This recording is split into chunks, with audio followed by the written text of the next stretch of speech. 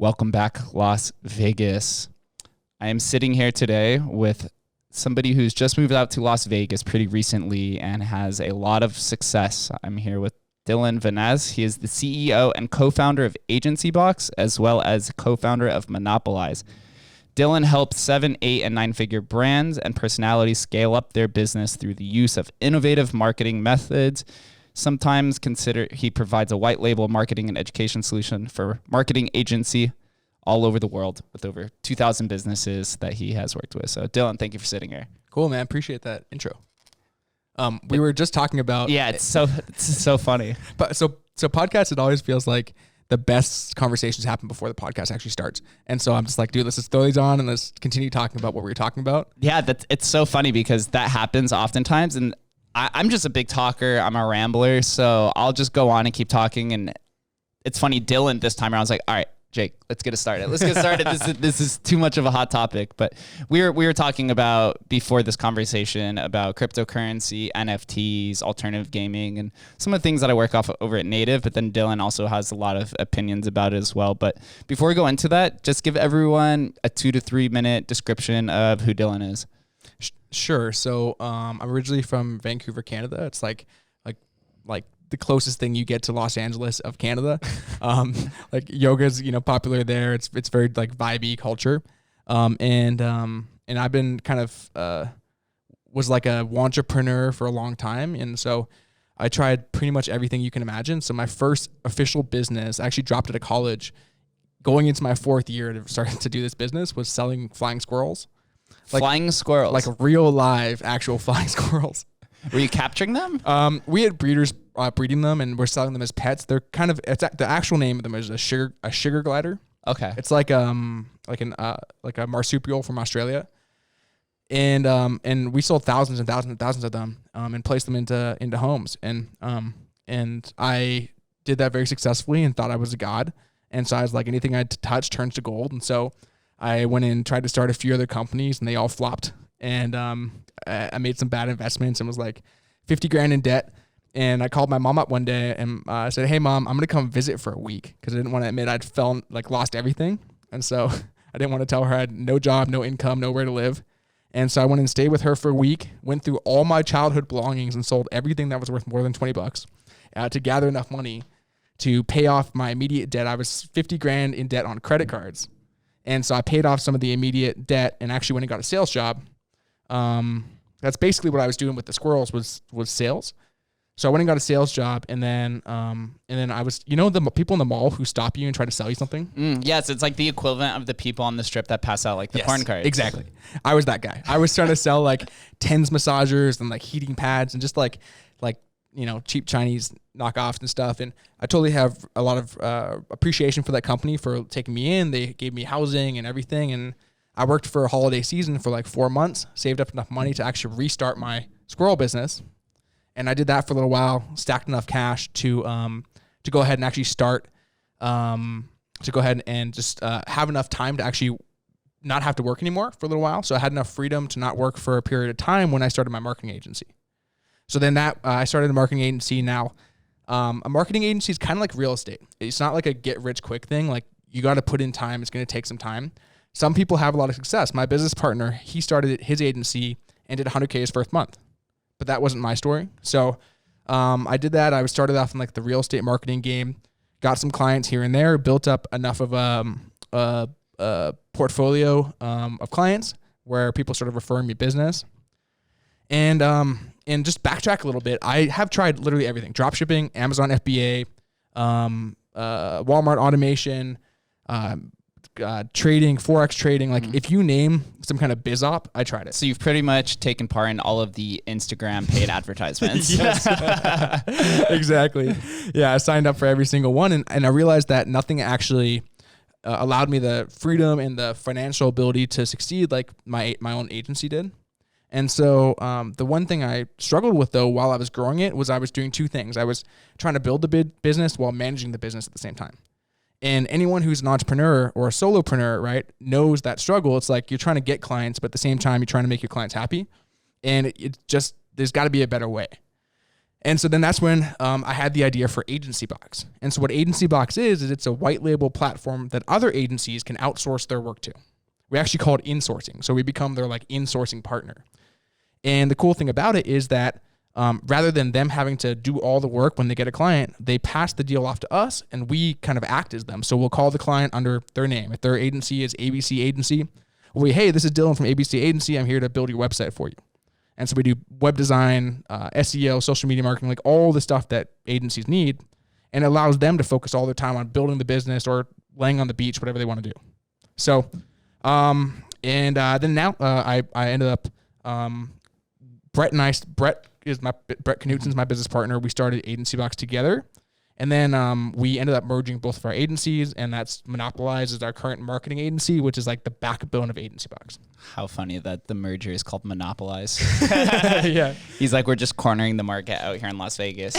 And it's funny too, because I met Dylan actually through one of your networking events that you threw about 2 months ago. And I was unfamiliar with you, with Brett, with everything that you guys are doing. But then after sitting and talking, I was like, oh, these guys have a grasp on how to your presentation was on social media marketing, and you guys have a grasp on how to do it, how to get your blue verified check mark, what people are looking for through social media.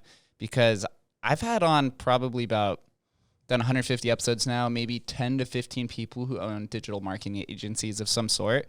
But there's always some sort of different leverage that they're utilizing. Yours is a little bit more of like a wholesale. You're going to the bigger brand. You're doing everything all inclusive.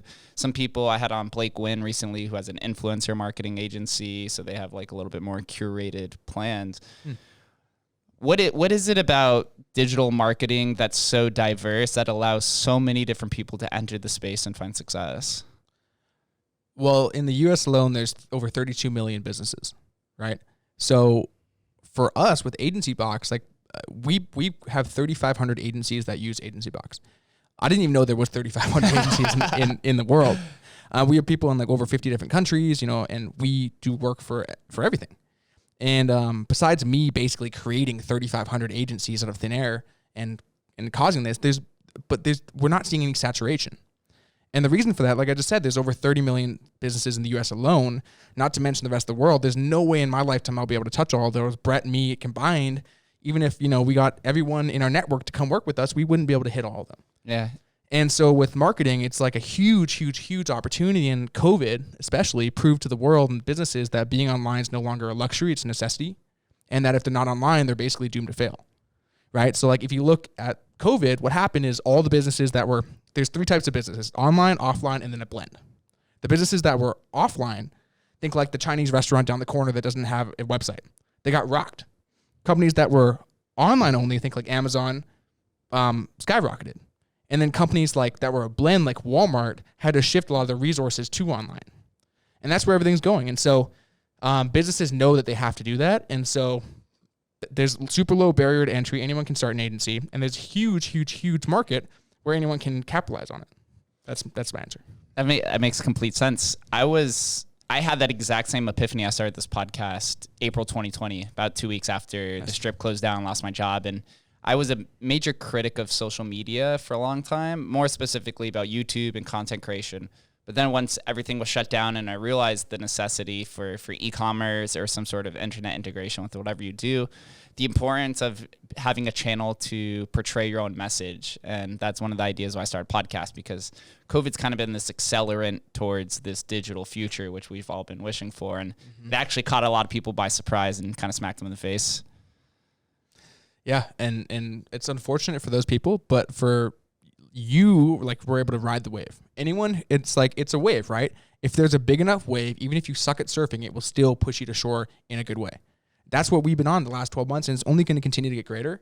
And so, right now, if there's businesses out there, they need to be doing this stuff, not just marketing and I'm not, I don't have anything to sell to small businesses, so I'm not trying to do that, but they now is the time. Because in 5 years from now, people say oh, it's too late, right? 5 years from now, people will say oh my God, we're way too late. And in 5 years, trust me, it will be too late. So today we're at the what do they call it? Inflection point? Yeah, we're at the early adopter curve, or right at the beginning maybe of it. A little bit after, but think of it I just rewatched Steve Jobs' Apple keynote from his first iPhone launch ever in 2007. And their goal then was to take 1% of market share. There was 971 million iPhones sold in 2006.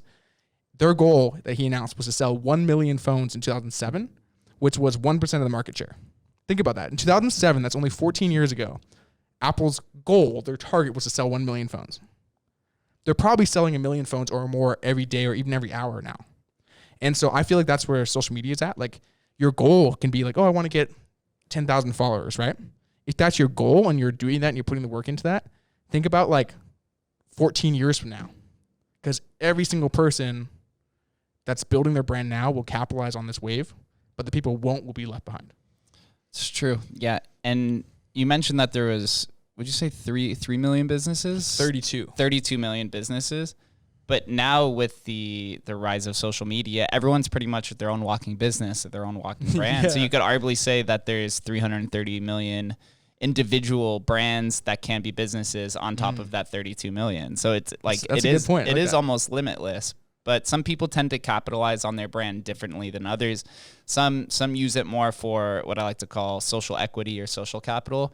Like this podcast, I consider myself a social investor, right? Like, there's no pay to come on this. There's nothing in terms of monetary value to it, but I'm giving you time. So I'm giving you social capital. You return, give me social equity. And then that's redeemable sometime down the road where you're like, hey, Jake, here's a good guest to come on the show. Or I have a business idea. I'm going to reach out to Jake or something of that nature. But then some other people, they go into social media or branding and they just want to monetize whatever they're doing directly. So it's more about like understanding the capitalist model and the delayed gratification. Yes, exactly. Delayed gratification. That's what's most important. It took me a long time to learn that, as it does for most of us.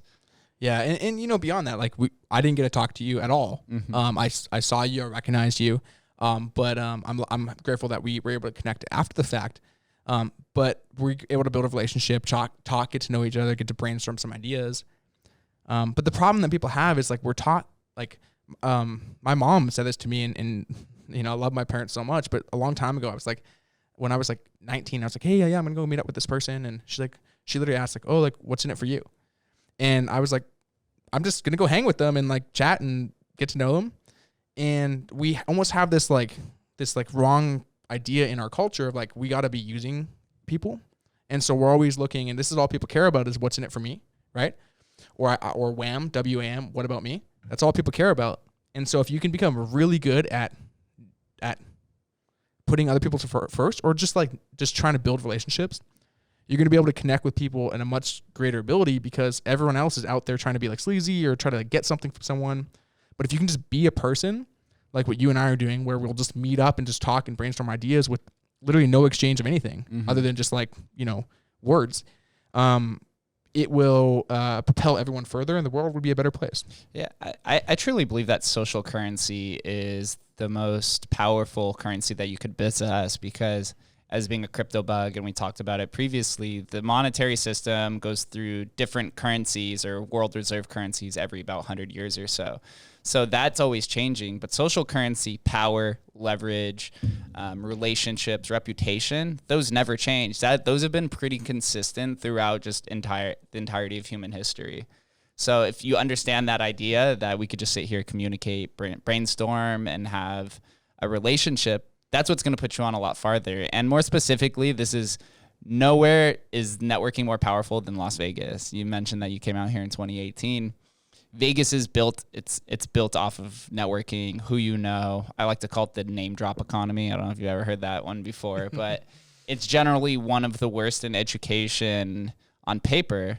But they don't ever discuss like the amount of entrepreneurs that are in Vegas, the hustle culture that's instilled into the nature of Vegas, which some believe that's a good thing, some believe it's a bad thing. I guess it's the way of how you use it, but you can generate a lot of capital in a small amount of money on the Strip. And as long as you don't give it back to the system, going out partying, going to strip clubs, doing drugs, whatever, then you could build something successful out here. And as you mentioned before, usually you don't make it on your first attempt at a business. You have to do it multiple times beforehand. Yeah, dude, I agree. And I agree with the Vegas aspect too. Mostly because people here, like, think of Vegas. Vegas is a major city, but at the same time, it's not a major city. So like we have the influx of people and the influx of opportunities similar to like Miami, Chicago, Los Angeles. I would even say New York. When people think of like the major cities in the USA, Vegas is always going to be on that list. But we only have 2.3 million people in the city. And so if you're in the top 10% of people, just top 10% of people like that are working hard and are trying to like get somewhere, you're going to be one of 230,000 people. Now, of those people out there grinding and hustling, like the culture you said, if you're smart and you have a good attitude and you're coachable, you're going to be in the top 10% of that, which takes you to 23,000 people. Of 23,000 people, you're going to meet all the other people doing big things, crushing it in the city. And so I think being in a city like Vegas or maybe another Austin, it seems like is becoming something like that as well, is being in kind of a medium-sized city that's still on the map. You're going to have a lot more opportunity than if you go to Los Angeles and you're one of the 10 million kids that moved there to try to pursue acting. Like while Vegas doesn't have a big acting culture, I bet an actor would have a better chance at getting stuff living here just because they'd stand out over all the people in Los Angeles. Yep. You're preaching to a T some of the same ideas that are circulated through this podcast pretty often. One is that in Vegas, it only takes about 2 to 3 degrees of separation to reach pretty much anyone. Because you spoke about if the top 1%, it's only about 23,000 people. And also those, especially in Vegas, know that Vegas is probably the smallest big city that you'll ever meet. It's because it's so easy to concentrate within that small group of about 25,000 people to meet everyone that's doing everything. And then you realize everyone knows each other. Whereas like in LA, it's a more developed city. It's been around for 200 years or so. And so to reach that famous person, you have to go through maybe 10 to 15 channels. And then once you get there, it's just like, I don't even care. But if you're riding the wave as you spoke to in the beginning in Vegas, where we see the real estate markets going insane, there's new industries that are popping up and forming massive amounts of opportunity. You don't have to know how to surf to ride the wave to the beach. Mm-hmm. Yeah. That's Is that the idea that attracted you out to Las Vegas, or did you just take a dart and throw it at a map and landed in Vegas? Vegas is a really great spot. So at the end of the day, there's great tax benefits here, and there's zero state income tax. The lifestyle you can have in the city over any other city, you can live very cheap and live a very good life. And like we talked about, you can meet great people and be in a small circle. And the other thing is, like, if you're in the top 23,000 people in Vegas, you're going to get to meet a lot of awesome people, because those 23,000 people know a lot of great people elsewhere who come. Everyone always comes to Vegas to visit. Mm-hmm. And then if you're good friends with some people who know someone else, they'll refer you to those people. And at the end of the day, after a little while, you'll know a lot of awesome people. And in Vegas, if you don't drink, gamble, or party an absurd amount, you benefit from everyone else that does, because of the low cost of living. Like, these people are coming here, gambling their money away. That goes back into our economy that gets to pay for my lifestyle. I don't pay taxes because they come here and pay the drunk tax. Yep. And so that's why Vegas. Yeah, it's a flourishing city, to say the least. It does have its hindrances, obviously the temptation that we spoke on. But I like that, and I've noticed that there's a lot of social media influencers, content creators that have begun migrating down here, which is very interesting. I guess maybe they all see the massive amounts of opportunity, or that, because a lot of them actually have like a brand already, where myself was a little different. I didn't have a brand and kind of had to start through the native aspect. Are you interacting with any of these new, I will just call them content creators, that have been migrating out here, or have a little bit easier understanding of what they're looking for? Yeah. I've met a lot of awesome people, lots of people with, millions of subscribers on YouTube, or people who used to have channels that are doing other stuff as well. And half the time I'm not really into that stuff. So sometimes I'll meet them and not know who they are, but just like really build a relationship. I think that's the best thing to do. Like, when you're meeting these people, even if you do know who they are, you have one of two choices. You can either take a selfie or build that relationship and, maybe get the number or get Instagram later, some contact later, and you guys can become friends. But if you try to take a photo with someone, you're instantly or forever ingrained as a fan. So with an influx of great people coming here, cool, it creates opportunity. Now you just have to be able to capitalize on that, or just like build relationships like what we talked about earlier. Like I don't need anything from anyone. Like there's nothing that I'm sure people could give me stuff and it would help my businesses, but I don't need any of that. And so if you don't have that desperation of like needing something, you're not going to come across as like slimy or anything. And it has allowed me to build much stronger relationships with great people. It is. You do have to desensitize yourself to the fame. That's also working on the strip, working in a nightclub. The last 6 years, you see just hordes of famous people, from Floyd Mayweather to athletes to Gordon Ramsay, whoever it may be.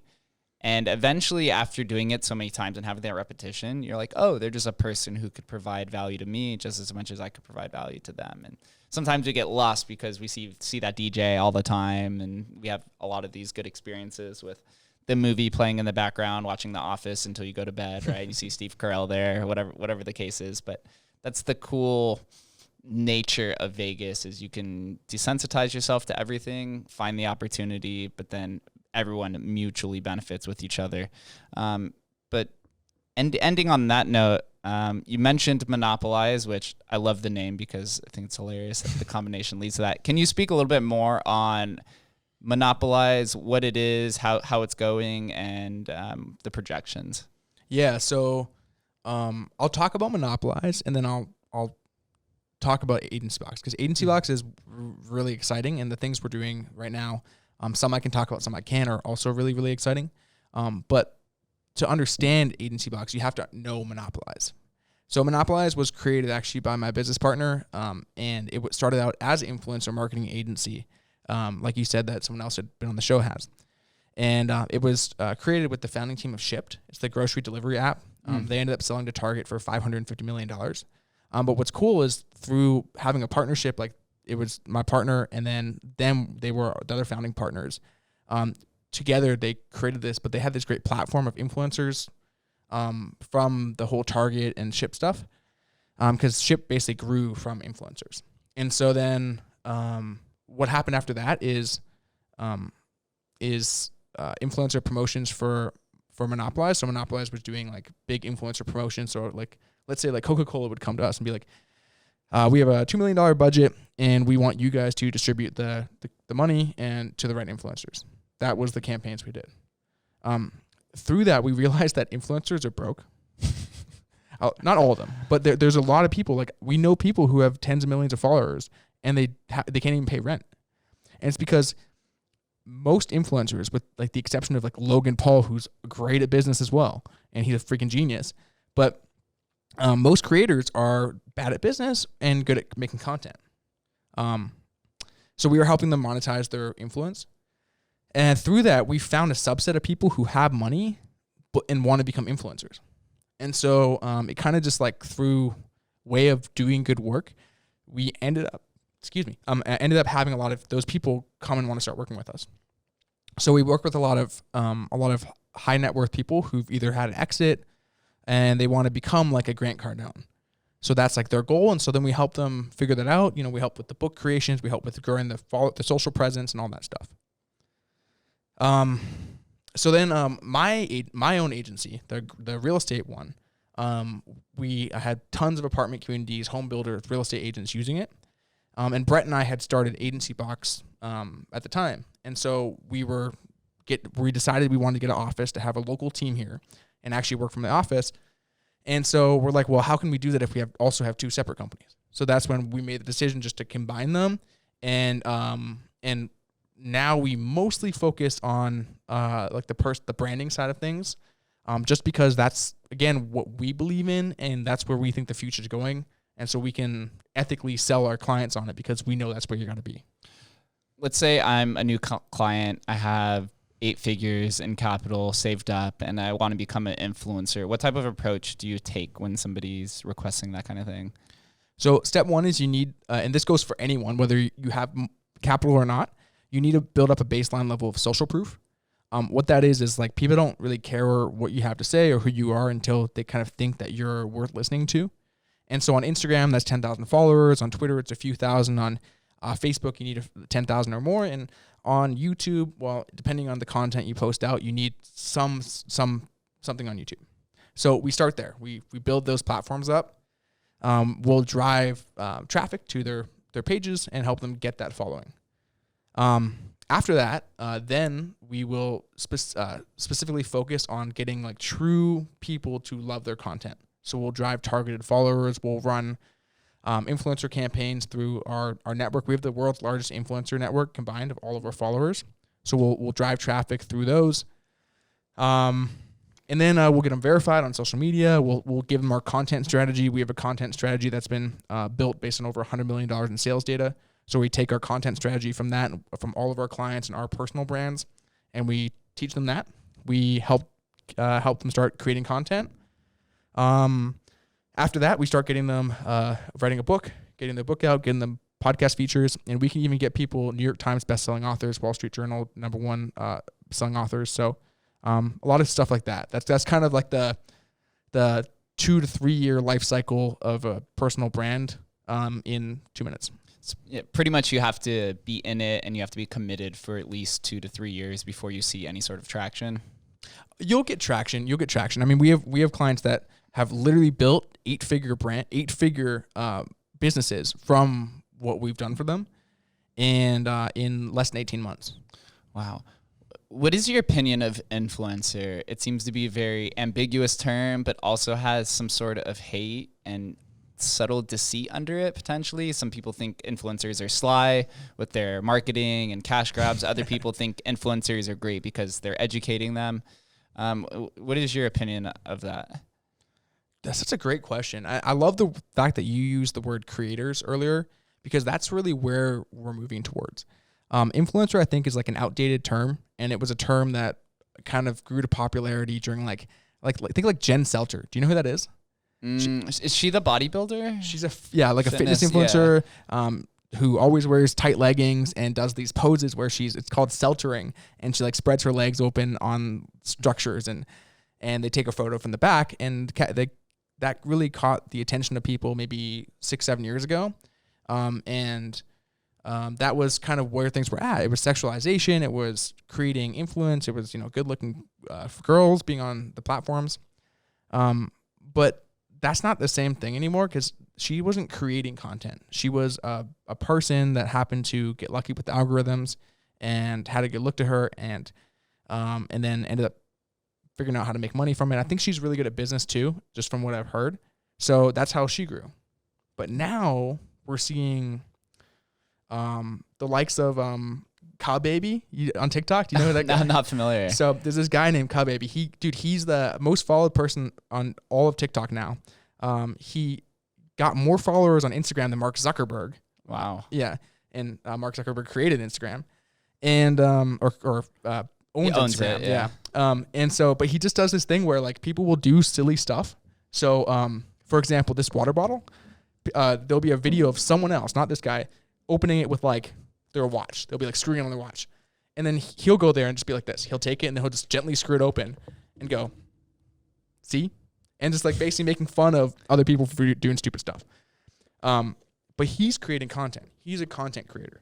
I wouldn't consider him an influence, because he's not just doing influential stuff. He's really creating content. And I think that's the direction we're moving, is people who create content that makes people laugh or have a good time or escape from the troubles of their life, is where the internet movement is going. Yeah, as the market becomes a little bit more saturated, you have to stand out in a way, which therefore you have to put more effort in, right? An example I use oftentimes is Joe Rogan. He's the most famous podcaster, or at least he's getting paid the best out of everyone.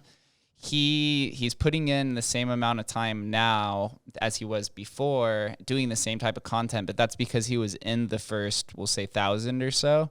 And so it was more of a macro movement where you can kind of just throw a dart at anything and it'll hit. But now, like for me, a lot of my audience kind of calls it Joe Rogan Vegas, but it's like it's Joe Rogan, but niche down to just Vegas entrepreneurs mostly, because I can't just go in and take that grandiose approach that somebody's doing since they were in a space so much earlier. So that's what you're talking about with like Jen.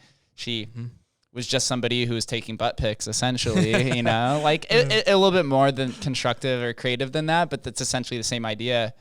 Most women now can't go in and get straight butt pics to 10 million followers like she has, because there's so many people doing it now. And doing more aggressive stuff and too. do more, more aggressive. That's an understatement. That's an understatement. And it's kind of this, what I've noticed with TikTok specifically too, is like, it's becoming even more niche down, where you see people like Daniel Mack, this guy who walks up to people and he's like, oh, what do you do for a living, when they're in the new cars? Like, that's such a basic idea. But now that TikTok's becoming niche down, a lot of these influencers or content creators, they then build businesses off of that influence that they've had, which is, I think, the right direction to go, rather than just trying to directly monetize from something, because the ads only go to the top 1% or 0.1% really. Mm-hmm. Yeah, that's a good point of painting that picture. But first off, let me ask: is your audience mostly Vegas based? It's about 70 to 75% Vegas based. It's cool. So hyper local, and I love that, because it means that you're doing a good job of having the people that you know in your circle, they're like recommending it and they're listening, which is awesome. Yeah, that's what I've learned. And then after that, then eventually you could go out of Vegas and stuff like that. But you need to commandeer an area for at least a few years before you can grow from that, because that's this world just becoming hyper specialized. Yeah. So there's a book called Nail It and Then Scale It. It was a startup book, and their thing was like their whole idea behind that was get hyper focused with one thing, right, and then expand outward. Mm-hmm. And so the reason I brought back to that is because that's where content's at now. Is the same way you're doing this podcast. It's very hard. You'll be one of a million people out there doing a podcast like this if your audience was just like generic. But the fact that we talk a lot about Vegas, that you're creating reasons for these people to listen. And then same thing with content, is like you have to become hyper focused. And I've kind of lapsed on this the last little while, but there was a time when I was doing like hyper focused marketing agency specific content. And I was getting a lot of views. I was getting a lot of engagement. I was getting a lot of people loving my stuff.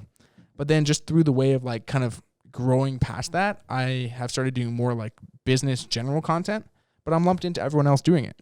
And so if I were to go back to that, I'm basically alienating a huge amount of my audience, but I'm getting the people who are into that stuff like loving and engaging with our stuff. Yeah, I like that. How do you, somebody specifically, Dylan's a verified person, bunch of followers on social media, but also has a multi-million dollar. I'll take the $1 billion. Right? To be a generating business that generates millions of dollars.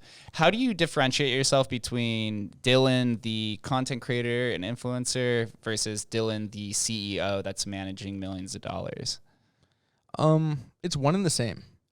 The biggest problem I'm coming up against is what I'm preaching my employees are listening to, which is like, you don't need a job, you can do this on your own. And then, but I'm like, except you guys, you guys need a job, and I'm joking. The reality is though that a lot of my employees actually have agencies, and we encourage them to do it through AgencyBox, like our white label platform. And our top performer, Adam, he's our head of sales, but at the same time runs an agency.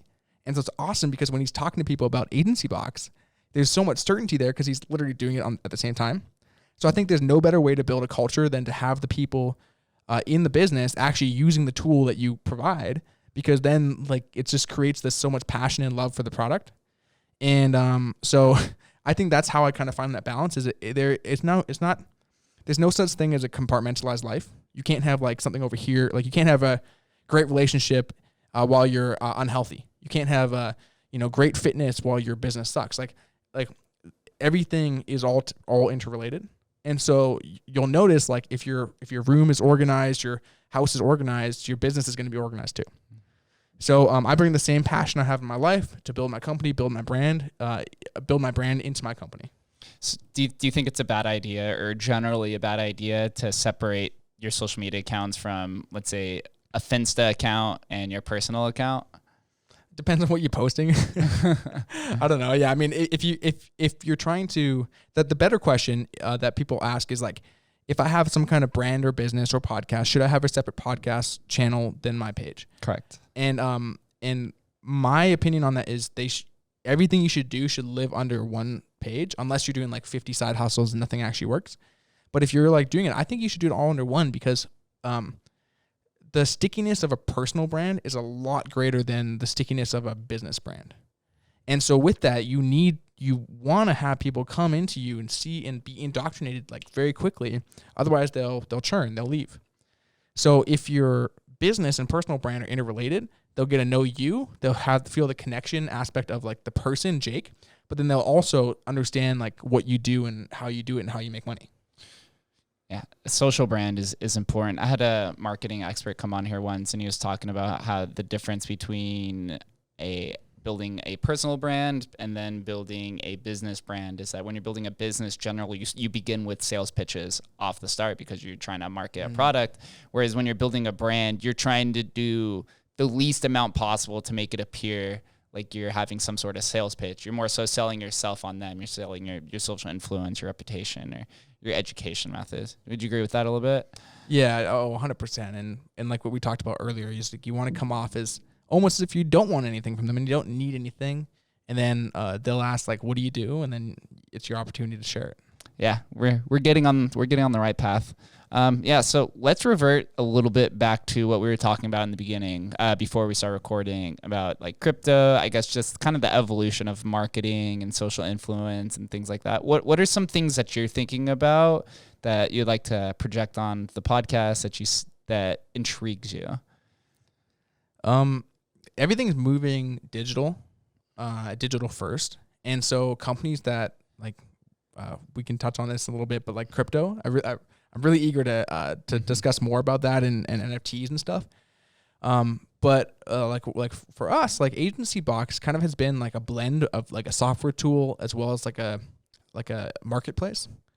And now we're really pushing towards the software side of things so that we can raise capital and continue to scale the company up. We have a really great product that people love. And obviously, while you can't keep everyone happy 100% of the time, we have really, really, really good satisfaction rates amongst our customers. And so now it's like, well, how can we take this and get it to more people?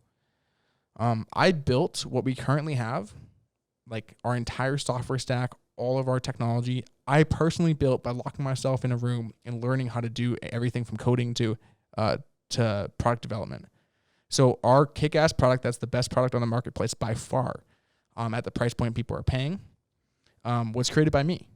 And I don't have a background. I didn't study coding. I didn't study any of that stuff. But what I have incredible resourcefulness and the desire to always figure things out. And there's nothing worse than someone who's on my team. One of my employees come to me and be like, Dylan, I have a question, and it's something they could have Googled. Like, that's the worst thing. So we're like, how can we take this and make it better? It's like, I can't take it to the next level. And so we need to find a way to do that and just create digital technology, SaaS-based products that we can provide to the world. Yeah. First, there's a few things. The fact that you taught yourself coding is very impressive. I wouldn't say coding, but I learned how to... the basic idea. I learned how to use what's out there to create a product that's as good as someone who coded it. Because coding is a whole bunch, but like, I don't want to... You're right. I just wanted to say like, I found every single tool that out there, and I like integrated them, and like we're doing stuff we shouldn't be doing with softwares because it's like we're overusing it. We're something that's meant for 10 accounts we have like thousands on, so it's just like stuff like that. Yeah, and then second, it sounds like you're hitting a snag that Naval. Are you familiar with Naval Ravikant? Dude, I'm doing a meditation retreat that's ran by his guru next week. I hate you. Next week, yeah, it's pretty cool. I'm a huge Naval fan. He talks about how the biggest hurdle for technology companies or software companies is generally once you reach the distribution phase, where you're like, how do we begin to reach more people? How do we distribute our item? Do you go towards the marketing ploy, where you find a community who can help it? Do you go through the multi-level marketing pitch? Do you go raise capital and go through the investment channels? Like, there's so many ways to go about distribution, but that's also like the hardest part is to, once you can get that network effect, then it's pretty easy. Like TikTok I would say is probably like the prime example of a technology company that hit network effect, like peak network effect at the fastest. They hit 1 billion users within 2.5 years of creation, or 3 years, which is pretty fast. Yeah. So now you guys are in that pain point, we could say, where it's like, what is the best way to go so that we can create a technology platform that will reach tens and hundreds of millions of people. Yeah, dude, I like that. And we're lucky where we haven't ran into distribution channel issues to date. I don't foresee us ever having that issue at the current scale we're at. What I do foresee is as we start to have more product offerings, the question will be, how do we get these to more people? To the right people. Because it's always been almost behind. It's like we have people wanting to buy our stuff. Now I got to make it. But we're getting to the point where now it's like, now I have a team that's managing the day to day. So now I'm foreseeing like, how can I make the things that people need and then get it out there? And the next evolution of SaaS services, software as a service, is Mark Cuban speaks on this, and we could tie it into crypto, is like decentralized SaaS or even blockchain.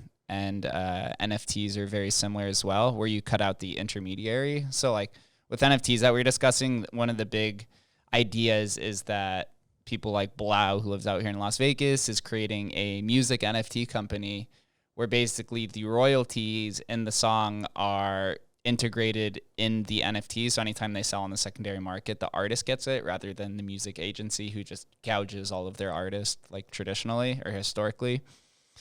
But also that you could program it and the distribution is directly to your consumers. It's peer-to-peer rather than having to go through an intermediary. Like you can raise funding directly that way. So if you go out there and have a music NFT where Blau, his first one that he sold, he had that you actually get the music where you can get royalties off of that while you own that NFT, like it represents 1% of the song for all the revenue. But also the fact that you can, where was I going with this? But yeah, also the fact that you can go out there and raise money and you could tie in some sort of IP where one of his music NFTs allows that person who purchases it to redeem it and be a part of the next song that they create. So that's where you get the creativity. And as we were speaking before recording, that's why I think NFTs have kind of hit mainstream, because it's a lot of the pop culturists and social creators have found ways to be creative with it for funding. I always say crypto is like the best crossroad of internet culture, finance, and technology. So there's a lot of opportunity there. You just got to be creative with your teams. Yeah. So, thank you. You jogged my thought that I had before that I wanted to touch on, which is so this is an idea. I think this idea is absolutely phenomenal. Phenomenal. And I would love to see it executed. I don't have the capacity to do it myself. My team, we don't have the capacity to do it right now from like a time standpoint. But hey, if there's you or someone else that wants to work with us on it, I'm happy to. And it's the idea that tying NFTs to like influencer promotions, like what we've done in the past. And I'm sure there's some companies working on it right now. They don't have like the past. I don't think anyone probably has the past experience and the ability to scale like what we would with that. But I'm imagining like, let's say I used Coca-Cola as an example earlier. Let's say they came to us and said, hey, we want to do a promotion. Rather than just doing like a shout out on someone's page, why don't we do a shout out where the creator that they're doing the shout out with is gifting anyone that signs up for the offer a free NFT. So it could be like remember those Coke bottles that had people's names on them? Mm-hmm. An NFT version of that. And you get your own name on a Coke bottle. And it would be limited release. And it's, maybe there's an infinite amount of them, but only for a short period of time. And then Coca-Cola goes and gets everyone's email address and phone number. They can hit them up and do promotions that way. I think that would absolutely crush. It'd be such a cool way to create community and create people and have just people buying into companies' brands. Yeah, and NFTs also, they cut out middlemen, as we discussed, and this is just a continued conversation, how the world is becoming more automated. You're cutting out all of these intermediary positions. Even the casinos are beginning to cut out service bartenders and replacing them with just robots that just redo it to cut out. And even now front desk workers at casinos are getting replaced by kiosks where people can just go in and report to themselves. Mm-hmm. With NFTs, and we'll talk on Coca-Cola again.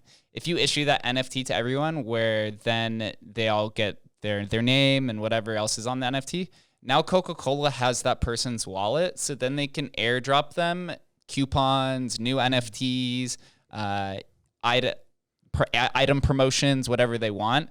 And so then you're cutting out the need for more advertising employees, because now you're just directly to your consumers. Like, why do you need somebody else to go and email them and write all these reports when you could just interact directly with them financially through their wallet?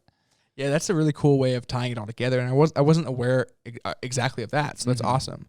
Could you imagine? It's almost like getting someone's email address 15 years ago when it was just, it's like, oh, someone's like, I got an email, right? Like, imagine you got dropped, because they can do that, right? They can just drop you. Yeah, it's called airdropping, yeah. Got it. So like Coca-Cola airdrops you something, like you're gonna go check that out right away. Exactly, yeah. And it's also a dopamine hit too. If you open up your wallet and there's a new item in there, it's like MySpace back in the day when you log in, it'd be like new comments, new pictures, new profile, whatever, new profile, or was it picture comments, yeah, and bulletin posts and all that stuff. It's the same idea. So that's kind of like where my mind has been circulating around with NFTs, is just the ability to interact with somebody's wallet, which is kind of what you're saying is like getting somebody's email from 15 years ago. It's very powerful.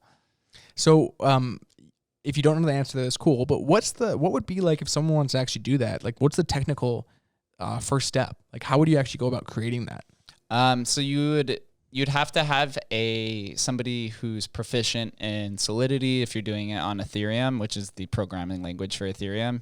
You have them write up a smart contract so that you can then issue NFTs through that wallet specifically, and then this is known as, hey, this is the Coca-Cola wallet. So I'll get it in my MetaMask account? Yeah, MetaMask, yeah, right? And deploying a contract, from what I've been told, isn't that expensive. It could be maybe a few $1,000s, which for some people is a lot. For people like Coca-Cola, that's chump change. An entire contract? An entire contract, yeah. So like one drop of stuff would be like a few grand? No, so you'd have to write a contract first, right? So then it allows the ability to mint more NFTs through this contract or through the wallet. It's called the first stage. And then you have to pay gas for every NFT that's issued on top of that, which in Ethereum, it ranges wildly because of it hasn't scaled up to ETH2 yet, which is next year. So then obviously we'll just say it costs you $3,000 to deploy a contract, but then it's going to cost you $25 to $50 to mint each NFT. Each drop, each one? Each one, yeah, because you have to pay individual gas costs.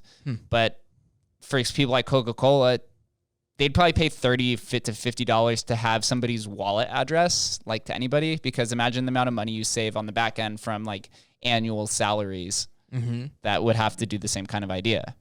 Yeah, it's like a lead. Like how much it's like cost per lead. Like what's the cost per lead? If you can get it, then that would make sense. And I know people like solar industry pays hundreds of dollars for a lead, and so it'd be you could do lead gen through that. Yeah, it's the next evolution. You're in the real estate market.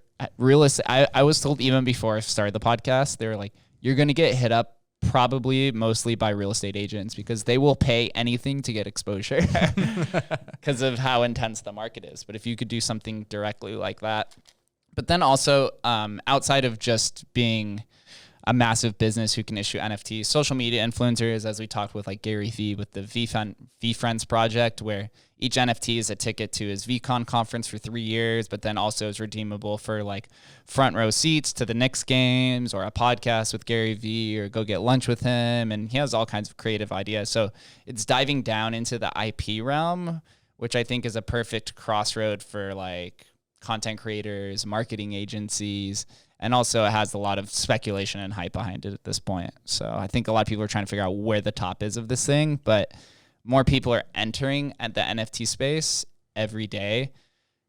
OpenSea, which is the largest NFT marketplace, in July, they had 55,000 active wallets trading.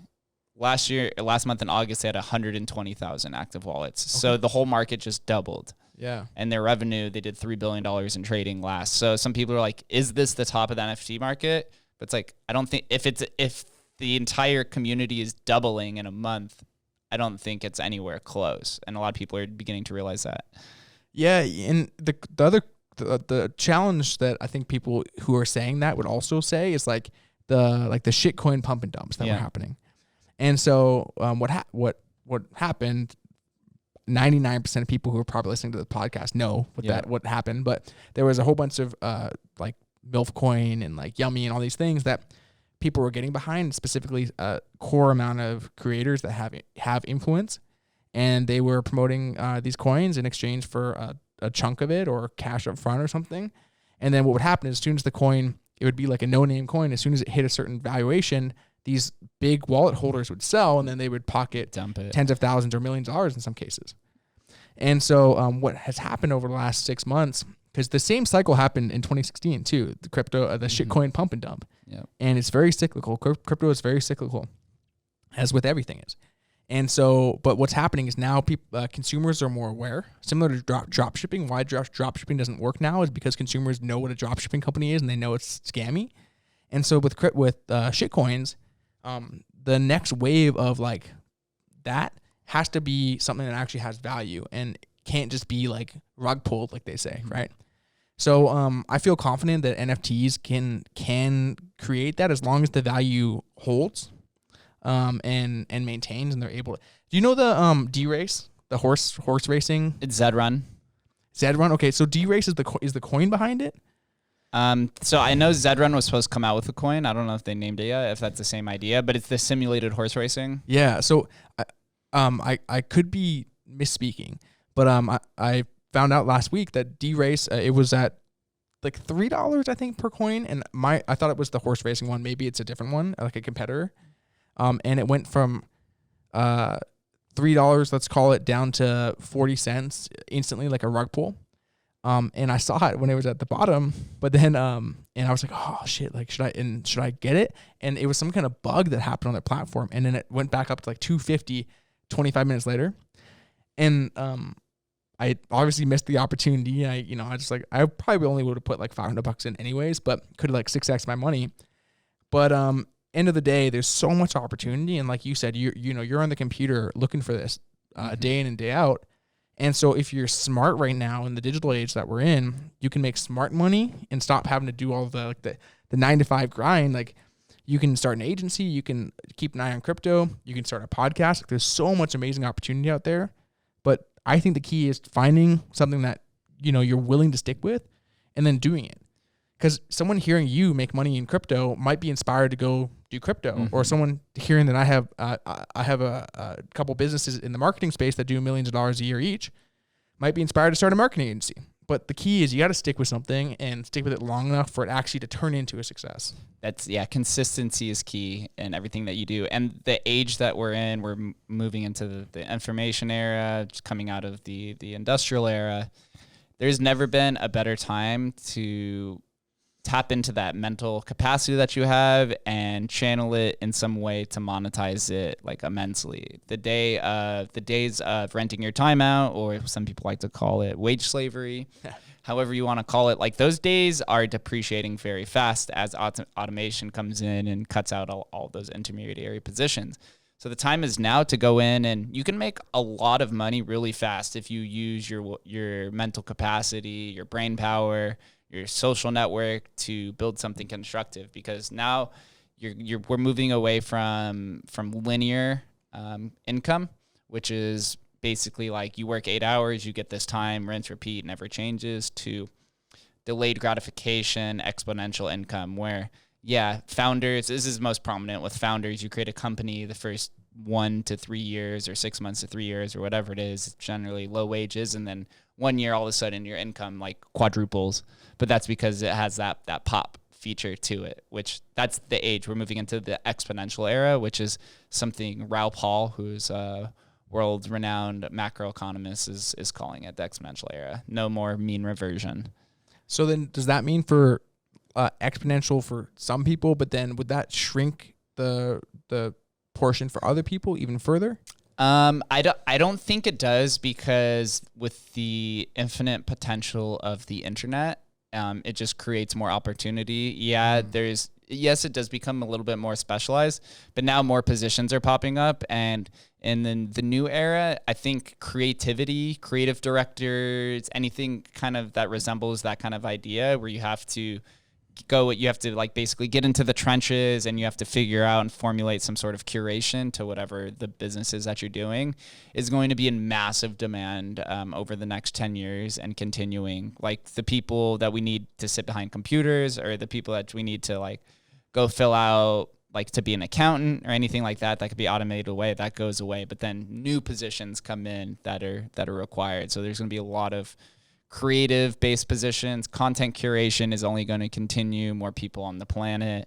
Attention is, yes, finite. We only have 24 hours in a day to kind of to tap into that to some of the people that you're sitting across. But now with things like TikTok and some of these curation platforms, all you need to do is watch 30 seconds of somebody's video and you're like, okay, I've checked in with Dylan for the day. Like that's all I need. Like that's my Dylan fix.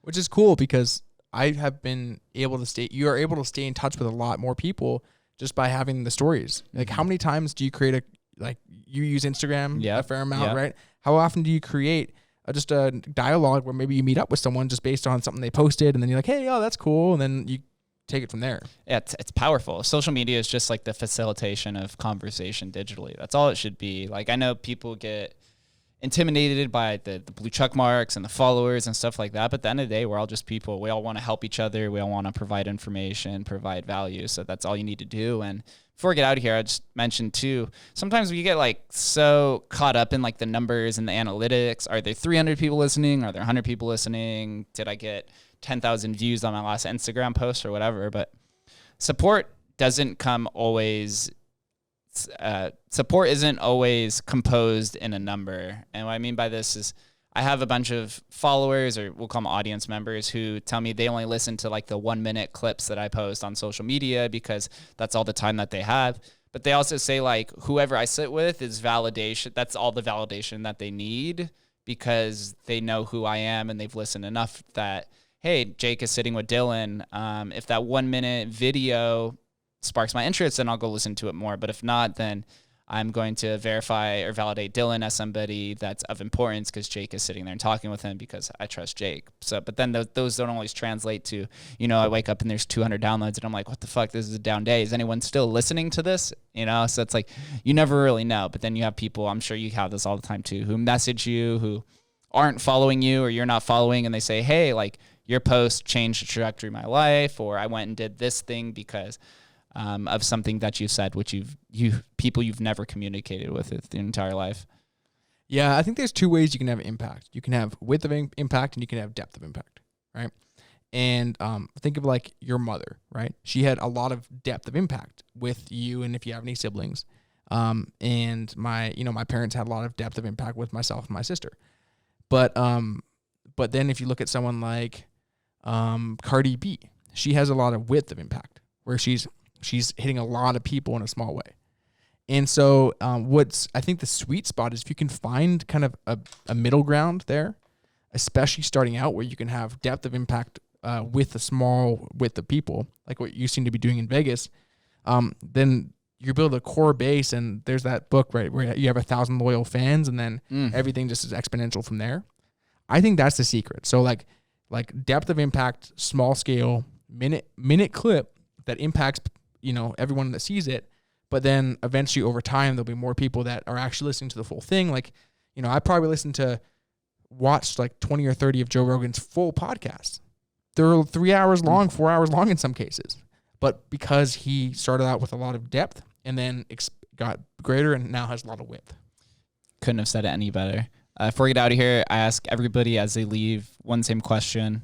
Question is, what does Las Vegas mean to you? Dude, that's a good question, man. Freedom. Yeah.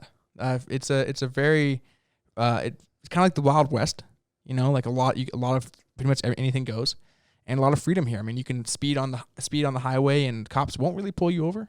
You can pretty much do anything you want here. And so, with that, I think freedom, and that's my number one core value, freedom and growth.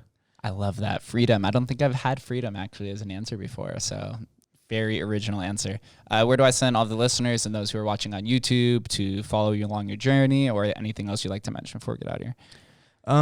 Yeah. So first off, feedabillion.org. It's an organization that we support. I donate portions of profits from both my organizations to it. They're on a mission to stop the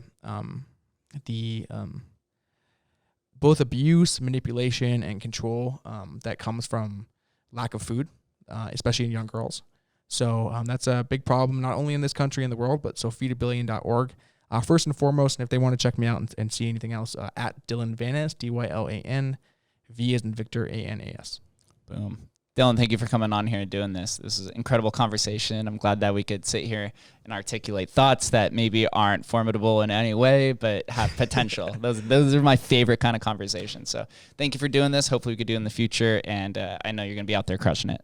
Thanks, man. Appreciate it. Thank you guys for watching. We'll catch you next time.